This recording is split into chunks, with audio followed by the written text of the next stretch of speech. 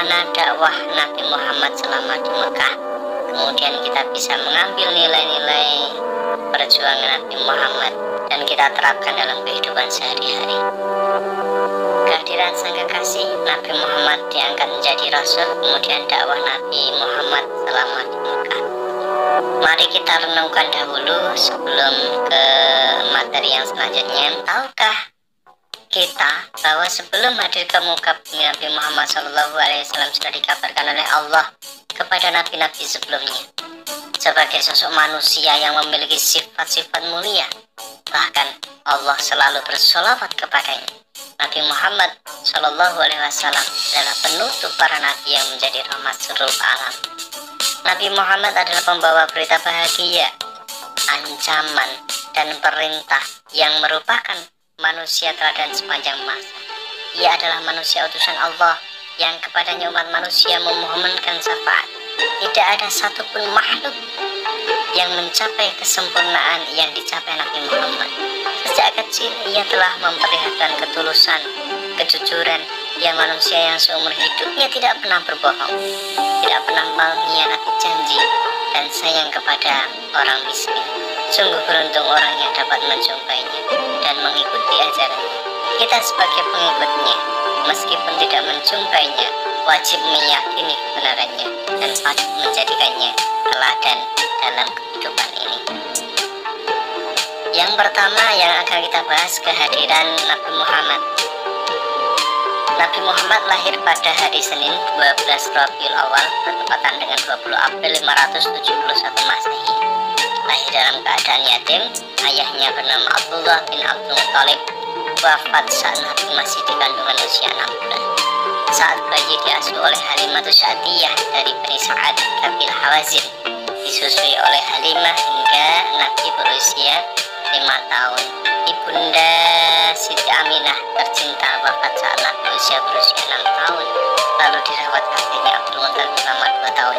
Saat Nabi berusia 8 tahun sang kakek wafat, kemudian dirawat oleh paman yaitu Abu Thalib hingga masa remaja.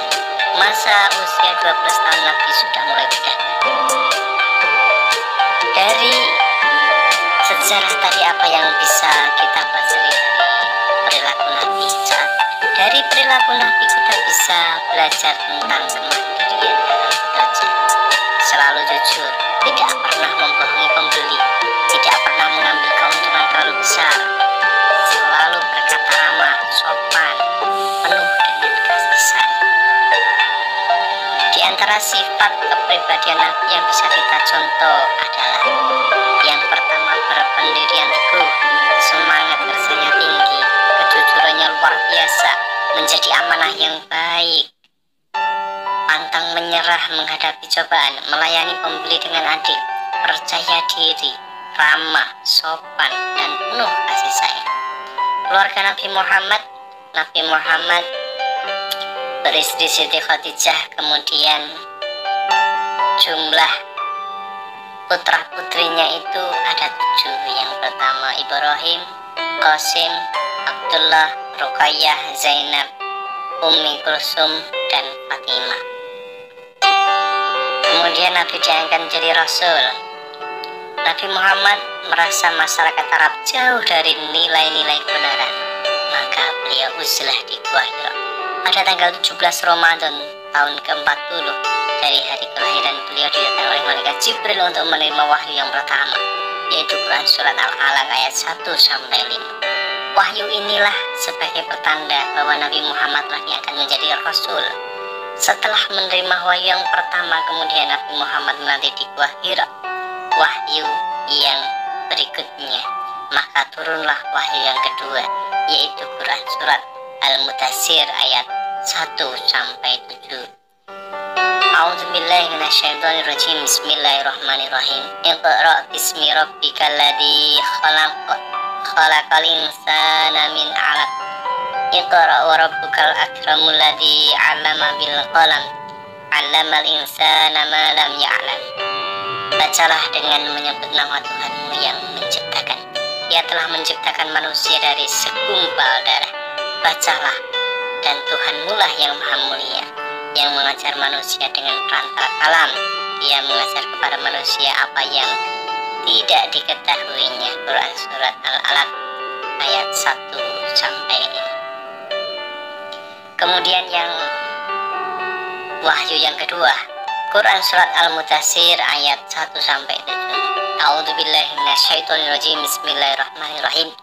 Ya ayyuhal mudaththir kum fangdir wa rabbaka fakabbir wa siyabaka fatahhir wa rujza fahjur wa la tamnun tastaksir wa li rabbika fasbir. Wahai orang-orang yang berkemul, berselimut, bangunlah, lalu berilah peringatan, dan agungkanlah Tuhanmu, dan bersihkanlah pakaianmu, dan tinggalkanlah segala perbuatan yang keji, dan janganlah engkau memberi dengan maksud memperoleh balasan yang lebih banyak, dan karena Tuhanmu bersabarlah. Quran surat Al-Mudaththir ayat 1 sampai 7. Kemudian yang C, dakwah Nabi selama di Mekah. Turunnya Quran surat Al-Mudaththir ayat 1 sampai 7 tadi, Nabi mulai berdakwah secara sembunyi-sembunyi. Rumah yang dijadikan beliau untuk berdakwah adalah rumahnya Arqam bin Abil Arqam Al-Ahzumi. Orang-orang yang pertama kali masuk Islam disebut As-Sabiqun Al-Awwalun. Di antaranya adalah Siti Khadijah, Abu Bakar, Ali bin Abi Thalib, Zaid bin Harisah, Ummu Aiman. Setelah Nabi berdakwah sembunyi-sembunyi, selanjutnya turun wahyu yang ketiga, yaitu Quran surat Al-Hijr ayat 94 dan 95. Lalu Quran surat Asy-Syu'ara ayat 1 sampai 7 yang memerintahkan untuk dakwah secara terang-terangan. A'udzubillahi minasyaitonirrajim. Bismillahirrahmanirrahim. Fasta' bima tu'maru wa'rid 'anil musyrikin. Inna kafainakal mustahzi'in. Maka sampaikanlah olehmu secara terang-terangan segala apa yang diperintahkan kepadamu, dan berpalinglah dari orang-orang yang musyrik. Sesungguhnya kami melihara daripada kejahatan orang-orang yang berolok-olokan kamu. Quran surat Al-Hijr ayat 94 dan 95. Kemudian Quran surat Asy-Syu'ara. A'udzubillahi minasyaitonirrajim. Bismillahirrahmanirrahim. Wa'anzir ashiratakal aqrabin wahfid janahaka liman ittaba'aka minal mu'minin. Dan berilah peringatan kepada kerabat-kerabatmu yang terdekat, dan rendahkanlah dirimu terhadap orang-orang yang mengikutimu, yaitu orang-orang yang beriman. Hambatan dakwah Nabi selama ada di Mekah. Yang pertama, orang kafir menyuruh pamannya Abu Thalib untuk menghentikan dakwah, namun Nabi tetap menolaknya. Orang kafir marah dan emosi sehingga budak-budak yang masuk Islam dibunuh dan disiksa. Seluruh pengikut Nabi diancam dan diteror supaya menolak ajakannya. Abu Jahal menyewa orang Yahudi untuk mengejek, menghina Nabi Muhammad, namun justru orang Yahudi tersebut masuk Islam. Orang kafir menawarkan harta benda, wanita, dan pangkat supaya Nabi meninggalkan dakwahnya dengan mengutus Utbah bin Rabi. Namun semuanya gagal, semuanya ditolak. Kafir Quraisy makin geram. Akhirnya mereka memboikot Nabi Muhammad Shallallahu Alaihi Wasallam, Bani Thalib dan Bani Hashim yang berlangsung selama 3 tahun, mulai dari tahun ke-7 kenabian. Isi boikot kaum kafir Quraisy. Yang pertama, kaum Quraisy tidak akan menikahi orang Islam. Yang kedua, kaum Quraisy tidak menerima permintaan nikah dari orang Islam. Yang ketiga, kaum Quraisy tidak akan melakukan jual beli dengan orang Islam. 4, kaum Quraisy tidak akan berbicara ataupun menengok orang Islam yang sakit. 5, kaum Quraisy tidak akan mengantar mayat orang Islam ke kubur. 6, kaum Quraisy tidak akan menerima permintaan damai dengan orang Islam dan menyerahkan Muhammad untuk dibunuh. Undang-undang pemboikotan ini digantung di dinding Ka'bah khutbah. Penulisnya bernama Mansur bin Ikrimah. Selama 3 tahun undang-undang tersebut dimakan raya, sampai akhirnya Zubair bin Umayyah, Hisham bin Amr, dan lain-lain merobeknya. Akhirnya pemboikotan selesai, akhirnya Fathul Makkah.